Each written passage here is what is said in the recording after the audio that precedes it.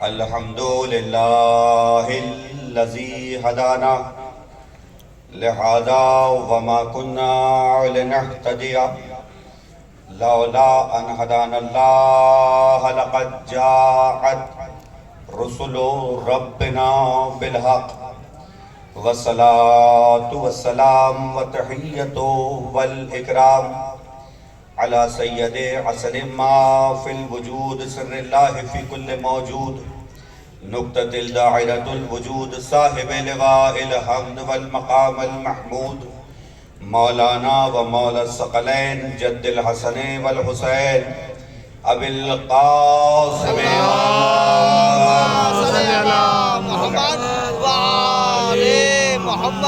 وأهل بيته الطيبين الطاهرين المعصومين المظلومين المنتخبين المنتجبين الذين أذهب الله عنكم الرجس أهل البيت ويطهرهم تطهيرا اللهم صل على محمد وآل محمد ولعنة الدائمة على أعدائهم ومنکر فضائلہم ومنکر ولایتہم وغاصب حقوقہم اجمعین اما بعد فقد قال اللہ سبحانہ وتعالی فی محکم کتابہ المبین وقولہ الحق بسم اللہ الرحمن الرحیم الف لام را تلک آیات الکتاب المبین اِنَّا أَنزَلْنَاهُ قُرْآنًا عَرَبًّا لَعَلَّكُمْ تَعْقِلُونَ نَحْنُ نَقُصُّ عَلَيْكَ أَحْسَنَ الْقَصَصِ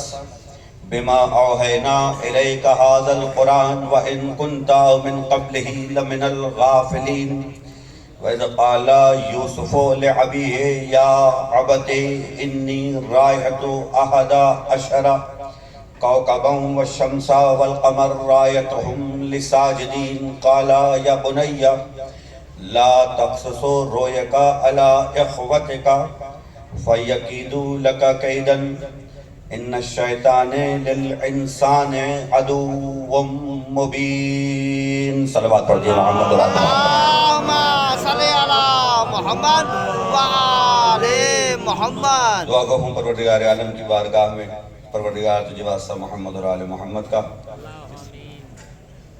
بانیان مجلس کی اس عبادت کو قبول فرما تمام حاضرین کی عبادت کو قبول فرما جو دعائیں میرے حصے میں ہیں پروردگار ان سب کو مستجاب فرما بالخصوص استاد محترم حجت الاسلام والمسلمین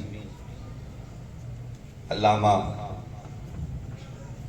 آغا شبیر الحسن طاہری صاحب جن کو تشریف لانا تھا لیکن وہ اپنی ناسازگی اتباع کی وجہ سے حاضر نہیں ہو سکے اور ان کی نیابت کرنے کے لیے میں حاضر ہوا ہوں آپ لوگوں کی حوصلہ افزائی مجھے ہمت دے گی کہ میں کچھ پڑھ سکوں تمام مومنین مومنات کی صحت یابی کے لیے اور بالخصوص آغا شبیر الحسن طاہری صاحب کی صحت یابی کے لیے سب مل کر ایک مرتبہ باآواز بلند صلوات محمد اور آل محمد اللہم صلی علی محمد وآل محمد پروردگار عالم کا لاکھوں کروڑوں مرتبہ شکر ہے کہ اس نے ہمارے دلوں میں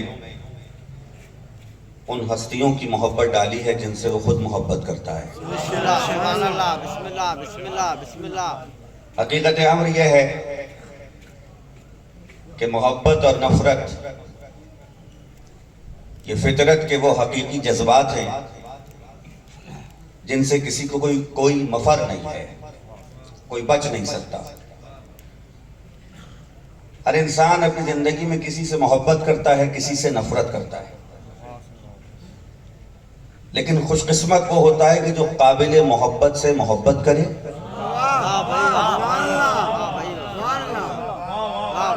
جو محبت کا اہل ہو اس سے محبت کرے اور جو قابل نفرت ہو اس سے نفرت بھی کرے ایک بات یاد رکھیے گا میرے سارے سننے والے ظاہر ہے بہت دیر سے مجلس سن رہے ہیں لیکن ایک ذاکر کا جملہ ہے کہ ذکر علی بھی ایک معجزہ ہے. بسم اللہ بسم اللہ بسم اللہ. علی صرف بت شکن نہیں ہے، تھکن شکن بھی ہے. تو علی کا ذکر ہم تھک کے نہیں سنتے، ہم علی کا ذکر جاگ کے سنتے ہیں۔ اور میں تو ویسے بھی قبلہ کی نیابت کے لیے آیا ہوں، آپ لوگ حوصلہ دیں گے تو میں کچھ پڑھوں گا۔ ایک بات یاد رکھیے کہ سب اچھے نہیں ہوتے، جو سب کو اچھا کہے وہ منافق ہوتا ہے۔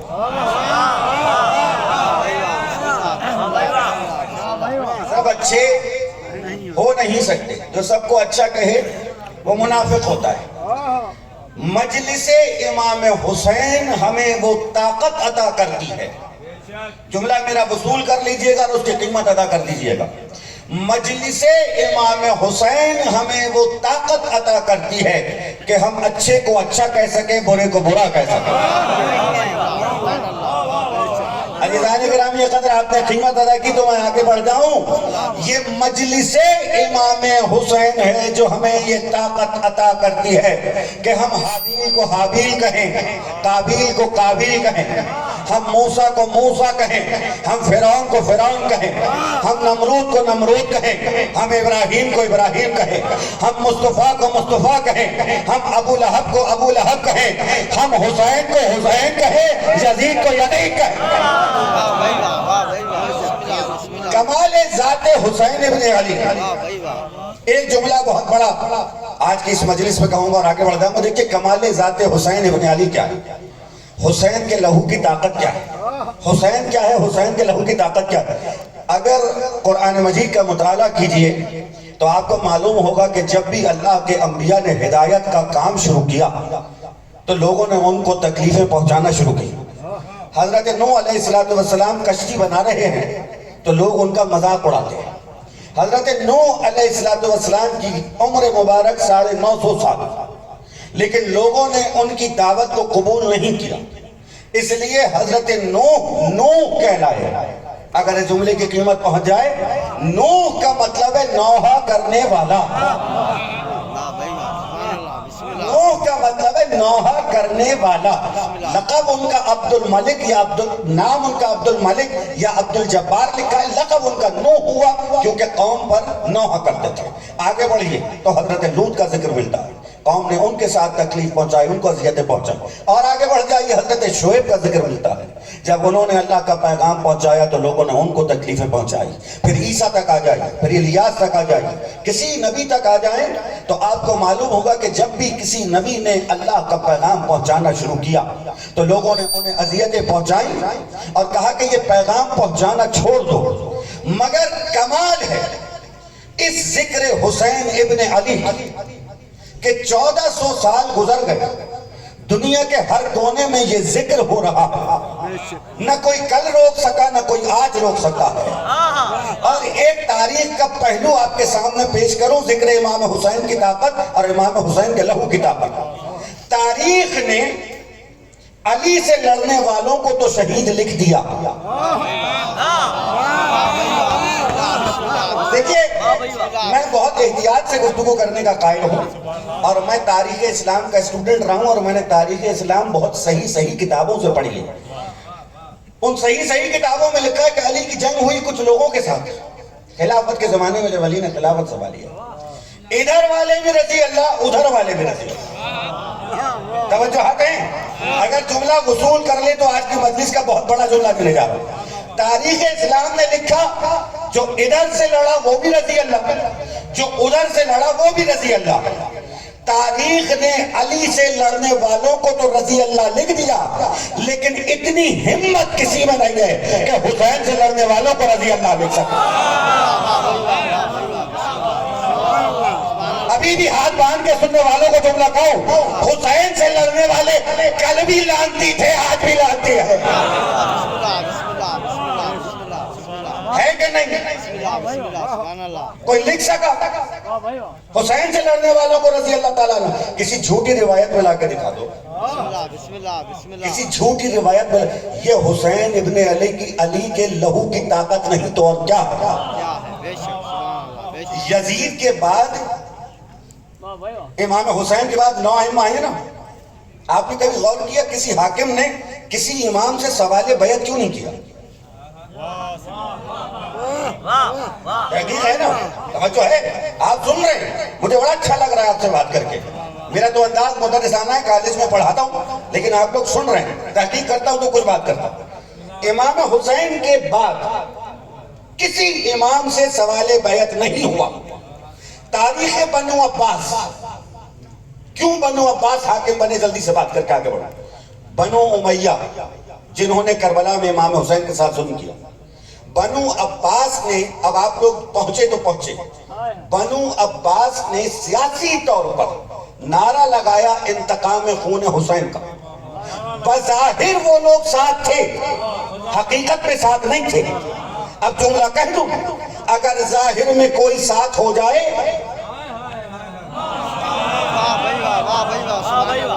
تو اس کو دیکھ کے یہ مت سمجھنا کہ وہ دل سے تمہارا ساتھی ہے، نہیں معلوم کیا سیاسی مجبوری ہو گئی ہو۔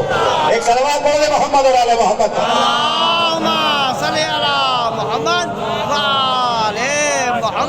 بنو عباس نے نعرہ لگایا انتقام خون حسین، لباس پہنتے تھے سیاہ، جھنڈے تھے سیاہ، مرکز تھا خراسان، اس لیے کہ خراسان تھا شیعان علی کا مرکز۔ بنو عباس کا پہلا حاکم بھی ابو مسلم خراسانی بنا، لیکن جب انہوں نے حکومت سنبھال لی تو آل محمد پر وہ ظلم کیے کہ تاریخ نے لکھا کہ سادات نے بنو امیہ کو خیر سے یاد کیا۔ تو اب سوال یہ پیدا ہوتا ہے کہ جب بنو عباس کے حاکم اماموں کے اتنے دشمن تھے تو سوال بیعت کیوں نہیں کرتے؟ کوئی یہ کیوں نہیں کہتا کہ مجھ سے میری بیعت کریں آپ؟ میں جملہ کہنے جا رہا ہوں، سننے والے توجہ سے سن رہے ہیں۔ دیکھیے میں پورا مقدمہ اس تقریر کے موڑ پر رک کر پڑھ سکتا ہوں، لیکن آپ کے سامنے نتیجہ دے رہا ہوں کیونکہ سماعتیں بہت اچھی ہیں۔ امام حسین کے بعد کسی امام سے کسی حاکم نے سوال بیعت اس لیے نہیں کیا کہ کوئی یزید کی طرح بے عزت نہیں ہونا چاہتا ہے۔ امام حسین نے یزید کو بے عزتی کا استعارہ بنا دیا۔ کیوں بھائی؟ آپ دنیا کے کسی اسلامی ملک میں چلے جائیں، میں پاکستان کی بات نہیں کر رہا، کسی اسلامی ملک میں چلے جاؤ، دعوے سے کہہ رہا ہوں، 4 گلیاں گھومو، دروازے کھٹکھٹاؤ، بچوں کے نام پوچھو، علی ملے گا، حسن ملے گا، حسین ملے گا۔ صحیح کہہ رہا ہوں یا غلط کہہ رہا ہوں؟ صحیح کہہ رہا ہوں؟ تو کوئی یزید تو نہیں ملتا ہے؟ کیوں بھائی؟ اگر دل میں محبت ہے بھی تو اظہار نہیں کر سکتے، اس لیے کہ اگر اظہار کر دیا تو لانتے پڑنے لگیں گے۔ اب 4 مصرے سنا دیتا ہوں، سن والے شعر بڑے شوق سے سنتے ہیں نا ذاکروں کو، میں بھی شعر بڑے اچھے پڑھتا ہوں، میرے والد بھی شاعر تھے۔ میں 4 مصرے سنا رہا ہوں، آپ لوگ بتائیے گا کتنا جاگ رہے ہیں۔ لوگ جب دین میں فتنوں کو ہوا دیتے ہیں، سلامت رہیں آپ آباد رہیں، مولا آپ کو اچھا رکھے۔ لوگ جب دین میں فتنوں کو ہوا دیتے ہیں، پھر سے ہم قصہ شبیر سنا دیتے ہیں۔ لوگ جب دین میں فتنوں کو ہوا دیتے ہیں، پھر سے ہم قصہ شبیر سنا دیتے ہیں۔ سر اٹھاتا ہے زمانے میں جہاں کوئی یزید، کربلا کا اسے آئینہ دکھا دیتے ہیں۔ ایک صلوات ہدیہ کرے محمد اور آل محمد۔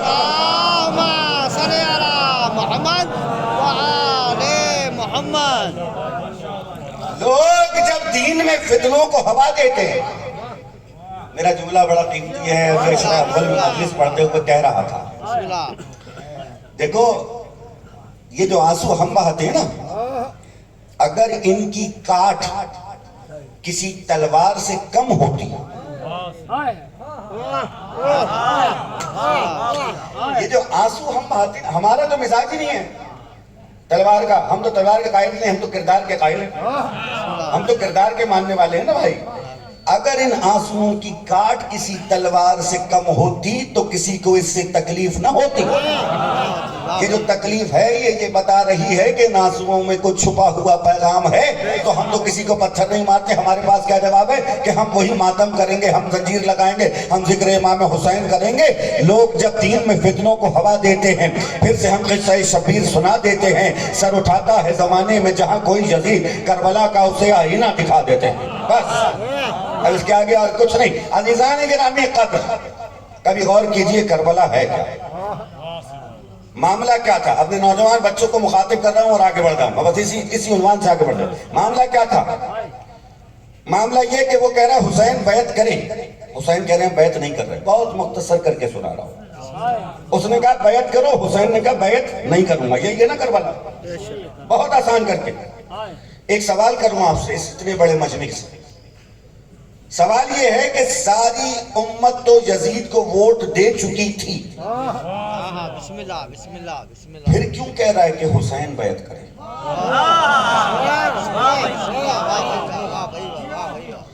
اخباروں میں لوگ لکھتے ہیں 10 محرم کو کربلا آمریت کے مقابلے میں جمہوریت کی فتح ہے۔ میں ایک بات کہنا چاہتا ہوں، کربلا کوئی جمہوریت نہیں ہے، اس لیے کہ جمہور تو سارا یزید کے ساتھ تھا۔ تحقیق حضور، جمہور سارا یزید کے ساتھ تھا، ساری امت نے تو یزید کو ووٹ دیا تھا۔ میرا سوال یہ ہے کہ جب ساری امت یزید کو ووٹ دے چکی تو پھر وہ یہ اصرار کیوں کر رہا ہے کہ حسین ہی بیعت کرے؟ اگر بات پہنچی تو لطف آئے گا۔ بات یہ ہے کہ یہ یزید بھی جانتا ہے کہ ساری امت تو کیا کائنات بھی مل جائے تو ایک حسین کے ووٹ کے برابر نہیں ہو سکتی ہے۔ کیوں؟ اس لیے کہ حسین کے پاس ہے ولایت، حسین کے پاس ہے عصمت۔ اب اسی ولایت اور عصمت کا جھگڑا ہے۔ میرے 5ویں امام محمد باقر علیہ السلام، اللہم صلی علی محمد وآل محمد، معصوم کے نام پہ بلند آواز سے صلوات پڑھے، اللہم صلی علی محمد وآل محمد۔ ایک اور صلوات محمد وآل محمد پر۔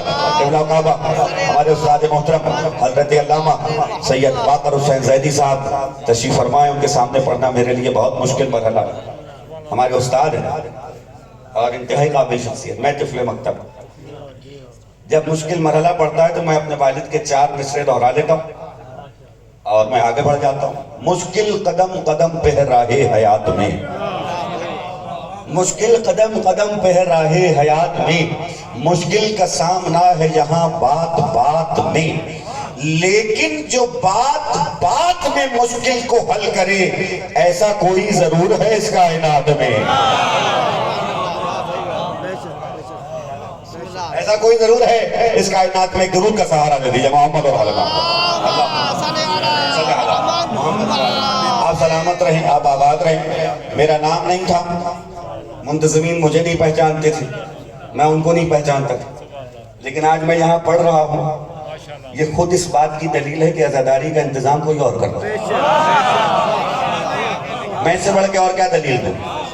انتظامیہ کو میرا نام بھی نہیں پتا تھا، مجھے انتظامیہ کا نہیں پتا کہ جی مجھے پڑھنا ہے، اس کا مطلب یہ ہے کہ ڈیوٹی کہیں اور سے لگتی ہے، ڈیوٹی کہیں اور سے لگتی ہے۔ سرکار نے ڈیوٹی لگائی، میں حاضر ہو گیا۔ اب جھگڑا کیا ہے؟ توجہ رہے، حسین کے پاس ہے ولایت۔ سورہ لقمان میں پروردگار کہتا ہے بسم اللہ الرحمن الرحیم، ان اللہ سخر لکم ما فی السماوات و ما فی الارض وَأَذْبَقَ عَلَيْكُمْ نِعْمَهُ ظَاهِرَةً وَبَاطِنًا، بے شک کہ پروردگار نے زمین اور آسمان کے درمیان میں جو کچھ ہے وہ تمہارے لیے مسخر کر دیا، اور یہ نعمتیں ظاہر کی بھی ہیں اور باطن کی بھی ہیں۔ اب سوال یہ ہے کہ ظاہر کی نعمتیں کیا ہیں اور باطن کی نعمتیں کیا ہیں؟ معصومین کے کلمات سے، ارشادات سے استفادہ کرتے ہوئے میں آگے بڑھا۔ ظاہر کی نعمتیں کیا ہیں اور باطن کی نعمتیں کیا ہیں؟ ظاہراً و باطناً، ظاہر کی نعمتیں، باطن کی نعمتیں۔ کہ ظاہر کی نعمتیں یہ غذا، یہ ہوا، یہ کھانا، یہ پانی، ٹھیک ہے، یہ ہاتھ، یہ بصارت، یہ سننا، سماعت، یہ لمس، یہ تمام تر چیزیں کیا ہیں؟ ظاہر کی نعمتیں۔ سورج چڑھتا ہے، روشنی پڑتی ہے، زمین سے فصل اگتی ہے، دانا نکلتا ہے، گندم ملتی ہے، چاول اگتا ہے، چاند کی ٹھنڈک پڑتی ہے، آسمان سے بادل اٹھتا ہے، بارش برستی ہے، یہ سب کیا ہے؟ ظاہر کی نعمتیں۔ لیکن ایک توجہ کا بہت خوبصورت نقطہ آپ کے حوالے کروں۔ دیکھیے جب پانی برستا ہے تو یہ دیکھ کے نہیں برستا کہ کہاں کلمہ پڑھنے والے بیٹھے ہیں، کہاں منکر بیٹھے ہیں۔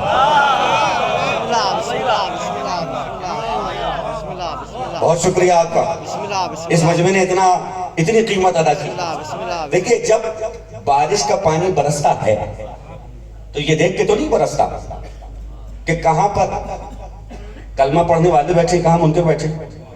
جب سورج نکلتا ہے اس کی روشنی جب فیضیاب کرتی ہے تو یہ امتیاز تو نہیں کرتی کہ کہاں موحد بیٹھے ہیں کہاں مشرک بیٹھے ہیں۔ بسم اللہ بسم اللہ بسم اللہ جب چاند کی روشنی ٹھنڈک پہنچاتی ہے تو یہ امتیاز تو نہیں کرتی کہ کہاں مسلمان بیٹھے ہیں کہاں کافر بیٹھے ہیں۔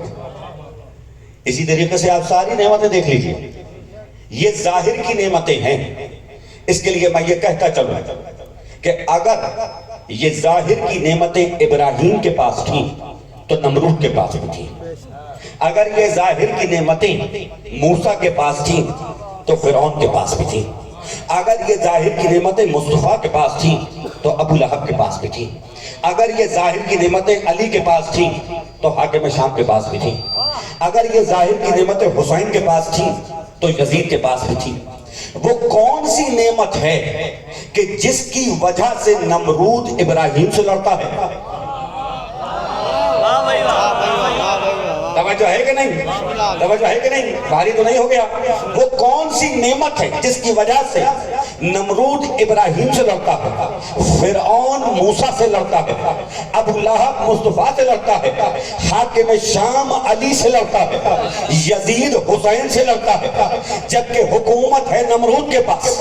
نمرود کے پاس حکومت لڑ رہا ہے ابراہیم سے، حکومت ہے فرعون کے پاس لڑ رہا ہے موسیٰ سے، حکومت ہے حاکم شام کے پاس لڑ رہا ہے علی سے، حکومت ہے یزید کے پاس لڑ رہا ہے حسین سے۔ آخر کون سی ایسی نعمت ہے جو ابراہیم کے پاس ہے نمرود کے پاس نہیں، موسیٰ کے پاس ہے فرعون کے پاس نہیں، مصطفیٰ کے پاس ہے ابو لہب کے پاس نہیں، علی کے پاس ہے حاکم شام کے پاس نہیں، حسین کے پاس ہے یزید کے پاس نہیں؟ اس نعمت کو نعمت ولایت کہا جاتا ہے، اس نعمت کو نعمت ولایت و عصمت کہا جاتا ہے۔ صلوات پڑھ دیں محمد اور آل محمد۔ دیکھیں یہ ولایت اور عصمت سمجھ میں آ جائے۔ کوئی تلوار کے زور پر، قبلہ چونکہ آ چکے ہیں اس لیے زیادہ وقت میں نہیں لے سکتا، کوئی تلوار کے زور پر حاکم تو بن سکتا ہے، معصوم نہیں بن سکتا۔ اور ایک جملے کی داد میں قبلہ سے چاہوں گا، سرکار میں نے تعمیر کی ہے لیکن میں پوری تفصیل نہیں عطیہ کر رہا۔ تلوار کے زور پر حاکم بن سکتا ہے، معصوم نہیں بن سکتا۔ باغ فدق چھینا جا سکتا ہے، امامت نہیں چھینی جا سکتی۔ امامت نہیں چھین سکتے، کیوں؟ اس لیے کہ یہ ہے عصمت، لطف الہی جو خدا نے عطا کی ہے۔ کرسی چھین لو لیکن جب وقت پڑے گا تو پھر علی کے دروازے۔ آج علی نہ ہوتے تو میں ہلاک ہو جاتا۔ یہ ہے ولایت۔ بس عزیزان محترم، میں نے سرنامے میں جو آیتیں تلاوت کی وہ سورہ یوسف کی آیتیں ہیں۔ 12واں سورہ ہے قرآن کا، 12ویں سپارے میں شروع ہوتا ہے۔ اس کے کل 12 رکوع ہیں اور اس 12 میں سے میں نے ابتدائی 5 آیتوں کی تلاوت کا شرف حاصل کیا تھا۔ الف لام را تلک آیات الکتاب المبین انا انزلناہ قرآنا عربیا لعلکم تعقلون نحن نقص علیک احسن القصص بما اوحینا الیک ھذا القرآن وان کنت من قبلہ لمن الغافلین۔ کہا سنو، ہم نے اس قرآن کو نازل کیا عربی میں تاکہ تم غور و فکر کرو، اور اب ہم تمہیں ایک شاندار قصہ سناتے ہیں جیسے اس سے پہلے ہم تم پر یہ قرآن نازل کر چکے ہیں۔ وہ وقت یاد کرو جب یوسف نے اپنے بابا سے کہا کہ میں نے خواب میں دیکھا ہے۔ قرآن سنا رہا ہوں، حدیث نہیں ہے، حدیث نہیں ہے، ریکارڈ ہو رہا ہے، میں ذمہ دار ہوں۔ میں نے خواب میں دیکھا ہے ایک چاند ایک سورج 11 ستارے مجھے سجدہ کر رہے ہیں۔ قالا یا بنی لا تقصص رؤیاک علی اخوتک فشقیت لک کیدا۔ انہوں نے کہا اے میرے بیٹے اپنا یہ خواب اپنے بھائیوں کو مت بتانا۔ قرآن سنا رہا ہوں، اپنے بھائیوں کو مت بتانا۔ کیوں مت بتانا؟ حسد کرنے لگیں گے۔ ان الشیطان للانسان عدو مبین، شیطان انسان کا کھلا ہوا دشمن ہے۔ ہیں سب یعقوب کے بیٹے۔ یوسف نے خواب میں دیکھا کہ ایک سورج، ایک چاند، 11 ستارے مجھے سجدہ کر رہے ہیں۔ تو اب دوسرے نبی نے کہا بھائیوں کو مت بتاؤ۔ اس کا مطلب یہ ہوا کہ اگر ستارے کسی کو خواب میں سجدہ کر لیں تو لوگ اس سے بھی حسد کرنے لگتے ہیں۔ اب کیا کریں کہ اگر کسی کی چوکھٹ پر ستارہ خود اتر کے آ جائے؟ قرآن سنا رہا ہوں، کسی کی چوکھٹ پر ستارہ اتر کے آ جائے۔ یعقوب کے دیگر بیٹے بھی ہیں نا، اور یوسف بھی ہیں۔ وقت کامل ہو گیا، کبھی پھر حاضر ہوا تو یہ واقعہ تفصیل سے سناؤں گا۔ مجھے ایک بات بتائیے، میں بات کر رہا ہوں عصمت کے عنوان پر۔ یہ نبوت اور عصمت جو یعقوب کی وراثت تھی، ان 11 کو ملی جو نبی کے ساتھ بیٹھے رہے، یا اس ایک کو ملی جو کبھی کنویں میں ہے، کبھی بازار مصر میں ہے، بکتا ہے، کبھی محل مصر میں ہے؟ اس کا مطلب یہ ہوا کہ نیابت رسول کے لیے رسول کے ساتھ بیٹھنا کافی نہیں ہے۔ جو ہے بہت جلدی پڑھ رہا ہوں، رسول کے ساتھ بیٹھنا کافی نہیں۔ اب معصوم بنایا اللہ نے، یہ لطف الہی۔ سرکار کے سامنے تقریر کرنا بہت مشکل مرحلہ ہے، صرف ایک منزل فضائل کی اور طے کرنی ہے اور تقریر تمام کر رہا ہوں۔ یہ ہے لطف الہی، پروردگار جسے چاہے عطا کرے۔ یعقوب کے بیٹے یوسف کو بنایا، اب وہ چاہے کنویں میں رہیں، وہ چاہے بازار میں رہیں، وہ چاہے مصر کے محل میں رہیں، یا وہ پھر قید خانے میں رہیں۔ مجھے ایک بات بتائیے، بادشاہ اگر قید ہو جائے تو بادشاہ نہیں رہتا۔ یوسف قید میں رہے پھر بھی نبی رہے۔ اس کا مطلب یہ ہے نبوت اور ہے، بادشاہت اور ہے۔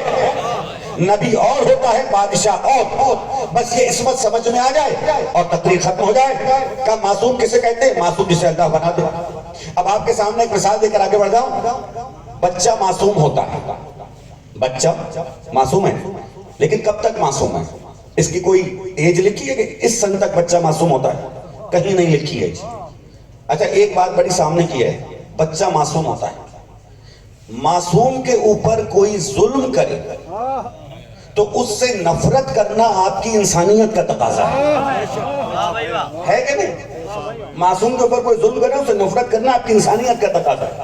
بچہ معصوم ہے کب تک؟ کہا کوئی ایج ہے؟ کہا نہیں۔ پھر اب یہ ایک نئی تعریف آپ کے سامنے پیش کر رہا ہوں، پہنچ جائے تو مجھے بتا دیجئے گا، میں نے بہت ساری چیزیں چھوڑ دی۔ کہا جس دن بچے نے اپنی مرضی سے پہلا جھوٹ بول دیا، اس دن اس کی عصمت چلی گئی۔ جو بچہ دنیا میں آتا ہے وہ معصوم ہوتا ہے، اللہ دیتا ہے سب کو معصوم، لیکن ہم معصوم واپس نہیں کرتے۔ یہ کمال صرف ابو طالب کا ہے، اللہ نے معصوم دیے، ابو طالب نے معصوم واپس کیے۔ ابو طالب نے معصوم واپس کیے۔ اچھا اب اس معصوم میں اور اس معصوم میں فرق، بس بڑی جلدی سے بات کرو۔ کہ معصوم وہ ہوتا ہے جو سچ کہتا ہے۔ بچہ جس دن اس نے پہلی غلط بیانی کر دی اس کی عصمت چلی، جب تک سچ بولتا رہا وہ معصوم۔ ہم نے اساتذہ کی خدمت میں حاضر ہو کر کچھ چیزیں سیکھی ہیں، آپ کے سامنے پیش کر رہا ہوں۔ اب دیکھیے سچوں میں بھی فرق ہے، اس کو ولایت کہتے ہیں۔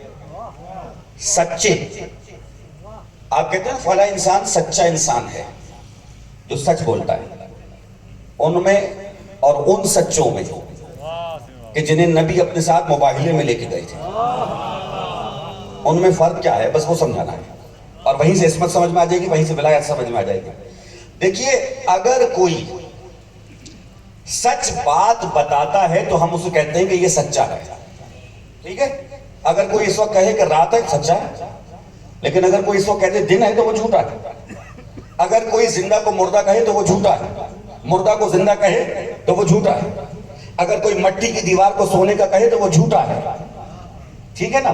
تو سچا وہ ہوا کہ جو سچ بات بتائے، لیکن یہ وہ معصوم ہے، اب یہ جملہ وصول کر لیجئے گا، میں نے بڑی محنت کی ہے، یہ وہ معصوم ہے جو سچ بات بتاتے نہیں بلکہ جو کہہ دے وہی سچ ہوتا چلا جاتا ہے۔ ایک وہ ہے جو سچ بات بتاتا ہے، ایک وہ ہے کہ جو کہہ دے وہی سچ ہو جاتا ہے۔ بس آخری جملہ، کیوں علی کے پاس آئے نماز جنازہ پڑھا دو، علی نے نماز پڑھا دی، زندہ تھا نا، لیکن جب علی نے نماز پڑھا دی تو زندہ نہیں رہا۔ بس آخری جملہ تقریر کا، بچے ماں کے پاس آئے ہیں اور آگے کہتے ہیں سب بچوں کے پاس تو عید کے کپڑے ہیں، اس کو کہتے ہیں درجہ عصمت۔ کہا سب کے پاس تو عید کے کپڑے ہیں، ہمارے پاس نہیں ہیں۔ شہزادی نے کیا کہا؟ درزی لے گیا ہے، صبح لے آیا۔ اب مجھے بتائیے کیا کوئی درزی لے کے گیا تھا؟ نہیں لے کے گیا، مگر صبح درزی آئے گا، اس لیے کہ یہ جو کہہ دیں وہی سچ ہو جاتا ہے۔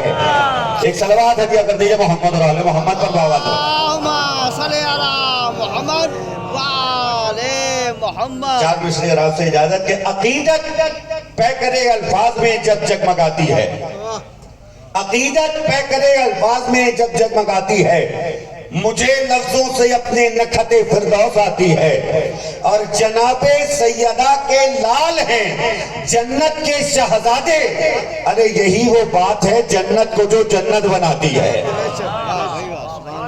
جناب سیدہ کے لال جنت کے شہزادے، یہی وہ بات ہے جنت کو جو جنت بناتی ہے۔ عزیزان محترم، پروردگار نے جس بی بی کو صاحب تطہیر بنایا، امت نے اسی کی بیٹی کو اسیر بنایا۔ پروردگار نے جسے چادر تطہیر عطا کی، امت نے اسی کی بیٹی کے سر سے چادر چھینے۔ آپ لوگ مسائل سن چکے، مگر یہ ذکر کا معجزہ ہے کہ جب بیان ہو آنکھوں سے آنسو جاری ہو جاتے ہیں۔ حقیقت ہے کہ اگر علی کی بیٹی زینب نہ ہوتی تو کربلا کا مقصد ادھورا رہ جاتا، کربلا آج زندہ نہ ہوتی۔ آج اگر کربلا زندہ ہے تو یہ زینب کی قربانیاں ہیں۔ لکھنے والوں نے لکھا بعد کربلا 11 محرم سے لے کر زندان سے رہائی تک آنے والا ہر دن پوری کربلا پہ بھاری تھا، اور یہ حصہ تھا میرے چوتھے امام امام سید سجاد کا اور علی کی بیٹی زینب کا۔ میرے چوتھے امام کہتے ہیں اس امام کی مصیبت کا اندازہ کرو جس نے منصب امامت سنبھالنے کے بعد پہلا حکم یہ دیا ہو کہ نبی زادیاں بے ردا خیموں سے باہر چلی جائیں۔ جب خیموں میں آگ لگی تو بیویاں ایک خیمے سے دوسرے خیمے میں اور دوسرے خیمے سے تیسرے خیمے میں جاتی تھیں۔ ایک بار جناب زینب کبریٰ جناب سید سجاد کے پاس آئیں، شانہ ہلا کے کہا بیٹا سید سجاد تم وقت کے امام ہو، تم بتاؤ کیا حکم ہے، کیا بے ردا باہر چلے جائیں یا ان خیموں میں جل کے بچ جائیں؟ کتنا مشکل ہوگا میرے چوتھے امام کے لیے یہ حکم دینا کہ رسول کی نواسیاں علی و زہرا کی بیٹیاں خیموں سے بے ردا باہر چلے جائیں۔ بس عزاداروں، 11ویں محرم کو یہ قافلہ روانہ ہوا، ایک رسی سے سب کے گلے باندھے گئے۔ میرا بیمار امام، ایک روایت میں نے قیامت کی پڑھی، جب بیویوں کو سواریوں پہ سوار کرایا گیا، اونٹوں پر سوار کرایا گیا ہے بیویوں کو، اماریاں نہیں تھی، کجاوے نہیں تھے، سر پر ردائیں نہیں تھی۔ کہتے جب بیویوں کو سوار کرایا گیا تو ایک بار جو اونٹ سب سے آگے تھا اس نے پیچھے مڑ کر تمام اونٹوں کو مخاطب کر کے کچھ کہا، تو ایک بار جناب زینب نے جناب سید سجاد سے پوچھا بیٹا یہ اونٹ کیا کہہ رہا ہے؟ امام فرماتے ہیں یہ اونٹوں کا سردار ہے اور یہ سب اونٹوں کو حکم دے رہا ہے کہ ہمارے اوپر نبی زادیوں کو سوار کرائے، خیال رہے کہ ہماری طرف سے ان کو کوئی تکلیف نہ پہنچے۔ ان کا دل انسانوں نے دکھا دیا ہے، ان کے دل پہ زخم لگے ہیں، ان کے سامنے ان کے بیٹوں کو ذبح کر دیا گیا ہے، دیکھو ہماری طرف سے کوئی تکلیف نہ پہنچے۔ عزادارو قافلہ کوفے کی جانب چلا گیا، کربلا کے بن میں حسینیوں کے لاشیں بکھرے ہوئے تھے۔ ایک بار جب قبیلہ بنی اسد کی عورتیں آئیں اور دیکھا کہ لاشیں بکھرے ہوئے ہیں تو چاہا کہ ان لاشوں کو دفنایا جائے، آ کر اپنے مردوں سے کہا یاد ہے کہ حسین نے ایک وعدہ دیا تھا جب زمین ہمارے حوالے کی تھی کہ جب ہمارے لاشیں اس طرح بکھرے ہوئے ہوں تو آ کے دفنا دینا، چلو حسینیوں کے لاشوں کو دفنائیں۔ وہ کہنے لگا ہمیں ڈر لگتا ہے۔ تو ایک بار بنی اسد کی عورتوں نے کہا اگر تم نہیں جاؤ گے تو ہم جائیں گے۔ پھر ان کے بچوں نے کہا تم نہیں جاؤ گے تو ہم جائیں گے۔ بنی اسد کے لوگ آج تک کربلا آتے ہیں، اپنی اس روایت کو قائم رکھے ہوئے۔ جب آئے یہ قیامت کی روایت کہتے ہیں جب کربلا پہنچے کہتے ہیں جب لاشوں کو دیکھا تو کسی لاشے کی شناخت نہیں کر پا رہے تھے، کون سا لاشا کس کا ہے۔ اتنا زخمی تھا ہر لاشا کہ کسی لاشے کی شناخت نہیں کر پا رہے تھے کہ کون سا لاشا کس کا۔ کہ ایک بار کوفے سے کسی سوار کو آتے ہوئے دیکھا، یہ سوار کون تھا؟ کہا یہ سوار باعجاز امامت میرے چوتھے امام سید سجاد تشریف ہے۔ اور ایک بار تمام شہداء کا بتانا شروع کیا، یہ میرے بھائی علی اکبر کا لاشا، یہ قاسم کا لاشا، یہ اون محمد کا لاشا، اصحاب کے لاشوں کا بتایا، اقربا کے لاشوں کا بتایا۔ ایک بار کہا علی اکبر کا لاشا میرے حوالے کر دو، اسے میں اپنے بابا کے پائیں تھی دفناؤں گا۔ پھر ایک بار بنی اسد کے لوگوں نے کہا کہ نہر کنارے ایک لاشا ہے جس کے جسم پر بازو سلامت نہیں ہے، اسے ظالموں نے اتنے گرز مارے ہیں، اتنے گرز مارے ہیں کہ جب ہم ہاتھ سے اٹھانا چاہتے ہیں تو جب بھی ہاتھ سے اٹھانا چاہتے ہیں جسم کا وہ حصہ ہاتھ میں آ جاتا ہے۔ بس یہ سننا تھا کہ میرے چوتھے امام کی آنکھوں سے آنسو کہنے لگے وہ میرے چچا عباس کا لاشا ہے کہ جسے ظالموں نے اتنے گرز پالے۔ پھر ایک بار جب سارے لاشیں دفن ہو چکے تو امام نے سارے قبیلے کے لوگوں سے کہا اب تم دور ہو جاؤ کہ میں اپنے بابا حسین کا لاشا دفنانا چاہتا ہوں، اس لیے کہ معصوم کا لاشا معصوم ہی دفنا سکتا ہے۔ آخری منزل، آخری جملے کہتے جناب سید سجاد جب اپنے بابا حسین کا جنازہ دفنا رہے تھے تو جنازہ اتنے حصوں میں تقسیم تھا کہ آپ نے اپنی ابا کے دامن میں جسم کے ٹکڑوں کو جمع کیا ہے۔ اگر جسم کے ٹکڑوں کو جمع کیا ہے تو مدینے کی طرح رک کر کے کہتے تھے یا رسول اللہ یہ آپ کا نواسہ حسین ہے۔ نجف کی طرف رک کر کے کہتے تھے بابا یہ آپ کا بیٹا علی ہے۔ اور جب دفنا رہے تھے تو کہتے ہیں ایک بی بی کی صدائیں آتی تھیں، اے سید سجاد میرے بیٹے کو آرام سے دفنانا، اسے ظالموں نے بڑے زخم دیے ہیں اور اس کی دکھیاری ماں فاطمہ زہرا اس کے زخموں سے خود بھی زخمی ہے، زخموں سے چور ہے، اے بیٹا سید سجاد حسین کا جنازہ ہے، احتیاط سے دفنانا۔ لاکھوں اور کروڑوں سلام رسول کی بیٹی پر، رسول کی آل پر، حسین شہید کربلا پر، اسیران کربلا زینب پر، اسیران کوفہ اور شام، تمام شہیدان کربلا اور اسیران کربلا، ہمارے لاکھوں اور کروڑوں درود و سلام۔ دعا ہے پروردگار ہمیں ان کی قربانیوں کے مقصد پر چلنے کی توفیق عطا فرمائے اور زمانے کے امام کے ظہور میں تعجیل فرمائے۔